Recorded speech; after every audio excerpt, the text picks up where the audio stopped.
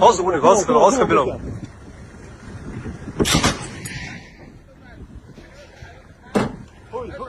fursad waa dawdayaal ciidanka daraawiishta Puntland maanta talaabo adag ayay qaadeen dagaalkii ugu cuslaa ayaa dhex maray kooxda khawaarijta oo ka dhacay buuraleyda Calmiskaad ilaa iyo 4 talis oo ay madaxda kooxda Daacish ay ku sugnaayeen ayaa maanta oo 13 ay taariikhdu tahay 13 bishii koobaad ay la wareegeen ciidanka daraawiishta Puntland run ahaantii intii dagaaladuba ay socdeen hanaan ka casrisan sidii hore lagu yaqaanay oo qorshaysan ayay ciidanka daraawiishtu ay howlgalkooda u wadeen howlgalladii ugu dambeeyay iyo sidoo kale midka maanta oo 4 talis ugu waaweynaa ee buuraleyda waxa weeye Calmiskaad ay waliba gudahooda ku lahaayeen ayaan idin la wadaagi doonaa waxaan sidoo kale dul istaagi doonaa ajaanib tiro badan oo lagu laayay dagaalkaasi maanta ajaanibtii ugu badnayd ayay ciidanka daraawiishtu halkaasi ku laayeen iyadana waan dul istaagi doonaa xogii ugu dambeeyay ee naga soo gaadhaya dagaalkaasi culus ee maanta dhex maray ciidanka Puntland iyo kooxda Daacish deegaanada laga qabtay inta deegaan magacyadooda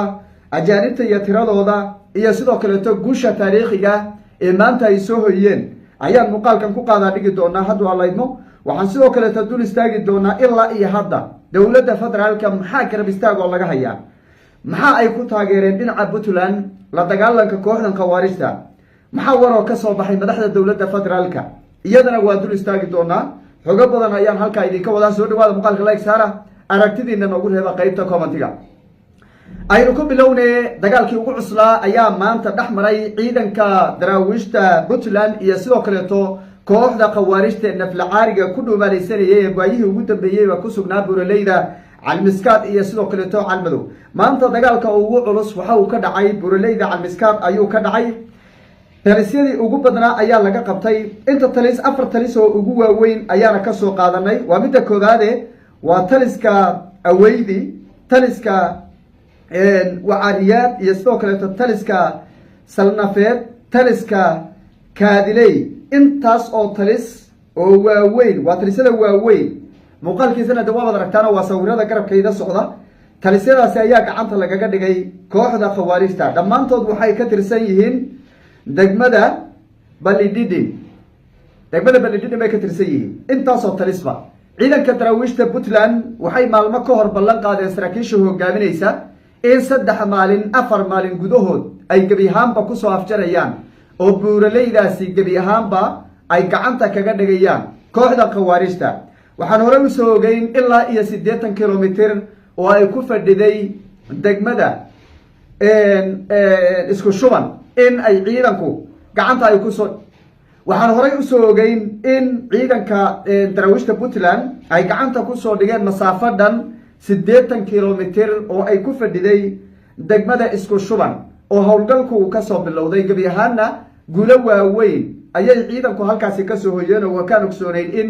ajaanib tiro badan ay ku laayeen isla markaana ilaa iyo 8 saldhig ay horay u soo qabteen haddana saldhigyadan waa saldhigyo cusub howlgalkan maantana ajaanibtii ugu badnayd ayaa lagu laayay walow tirada rasmiga aysan weli ciidamadu xaqiijinin dagaalkuna waqti xaadirkan nila hadlayaba weli uu sii socdo oo ciidamada geesiyaasha Puntland ay sii bacsanayaan firxadka kooxihii saldhigyadan laga bacsaday ee laga bixiyay balse si hordhaca waxay bulshada ula wadaageen ajaanibtii ugu badnayd inay ku laayeen maxaabiis tiro badanna ay hayaan waynu eegi doonaa howlgalkan si habsami leh ayay ciidanka Puntland u wadaan ilaa iyo hadda guulo waaweyn oo taariikhi ah ayayna ka soo hoyeen saaxiibada Soomaaliya iyo sidoo kale warbaahinta gudaha ee Soomaaliyaba si weyn ayay u hadal haysaa howlgalkan run ahaantii Puntland qaabka ay u bilowday iyo qaabka uu ku socdo ilaa iyo hadda oo su'aalo badan ay ka imaanayaan wargulaha waaweyn Puntland kaligeed oo dawladda federaalka ay la soconin yaa kala shaqeynaya maxay tahay howlgal walba sida loogu talagalay u dhacaya kooxahan cararaya ee meel walba laga bixinayo yaa kala shaqeynaya la leeyahay Puntland baaritaan aan ku sameynay cid kala shaqeynayso dagaalka dhulka ma jiro oo ka ahayn kaliya laga caawinayo marmar xagga duqeynta cirka meelaha Puntland marka ay gudbiyaan ciidamadu ay dhahaan halka hawsheedu way adagtay hana laga yara jilciyo laakiin efentariga dhulka waa puntland oo keliya khubro laba socoto mid heer federaal iyo sidoo kaleeto mid heer caalamiba waxaa ka shaqaynaya waa puntland iyo saraakiishii reer puntland ciidankii puntland xagga waxa weye technically xataa iyo dhinaca farsamada xataa waa puntland oo keliya guulo waaweyn oo taariikhi ah ayaana howlgalladan hadda socdaay lagu gaadhay oo ciidanka daraawiishta puntland ay ku soo bandhigeen xagga dhinaca puntland khasaaro lama sheegin kasoo gaadhay oon ka ahayn dagaalkii hore iyaguba ay weerarka soo qaadeen kooxda maalmihii ugu horreeyey xagga hadda howlgalladan inta badan puntland way taxadar bay ku socdeeno madaafiicda ayaa marka hore sida hadda muuqaalka hordhaca aad ka daawanayseen ayaa la iska horumarinayaa kadib madaafiicdaasi marka lagu jilciyo kooxda ayaa haddanana weerar toosa lagu qaadayaayoo ciidanka dhulka lugta ay toos u gelayaan kooxahan markii la fiiriyo xagga tacticada iyo sidoo kaleeto xirfadda ay u leeyihiin dagaalka tooska aad ayay ugu xun yihiin waxay ku fiican yihiin oo keliya dagaalka gaadmada oo inta badanna ciidamada ay ku dhibaateeyaan waana midda markaas u fudaydinaysa dhinaca puntland iyo ciidanka soomaaliyeedba meel walbay joogaanba in dagaal foolka foola markii la galo khasaaraha ciidanku uu yaraado kooxuhuna ay cararaan oo firxadkooda wax la qabtiyo wax la dila laga dhigo si kastaba howlgalladu weli way socdaan qaabkii ay usoo bandhigeen saraakiisha ciidanka puntland ayayna ilaa iyo hadda ku socdaan ee ay dhaheen maalmo kooban ayaan guud ahaan puntland kooxahaasi kaga sifaynayna oo aan kaga saarayna meel fiican ayuuna hadda maraya buraha qaybihii ugu dambeeyey ayay hadda laysla galay oo kooxahani golaha ayay kusii cararahayaan ciidankuna waa daba joogaa oo meel looga hadhayaay ma jiro ballanqaadkaana horey bayba shacabka u sameeyeen si kastaba dagaalku waa socdaa guulahan isdabajoog ee puntland ay soo bandhigaysana muuqaaladeena dambe ayaaban idinkula wadaagi doonaa oo dagaalku waa isdabajoog guuluhuna waa mid mar walba taagan oo dhinaca puntland usoo hooyanayay ummadda soomaaliyeedbe waxaa arrin la isweydiinayaa oo kale oo uu hadal ka taagan yahay war dowladda federaalka howlgalkan ay qaaday puntland maxay ka qabatay maxay ka dheheen mas-uuliyiinta maxay ka caawinaysaa oo dowladda federaalku waa tii iyadu ay sheegtay in la dagaalanka khawaarijta cid walba oo bilowda ama maamul goboleeda in dowladdu ay garab taagan tahay dowladda maxaa doora oo ay ka qaadatay dhanka ciidanka dhanka waxa weeye hubka masaanada ciidan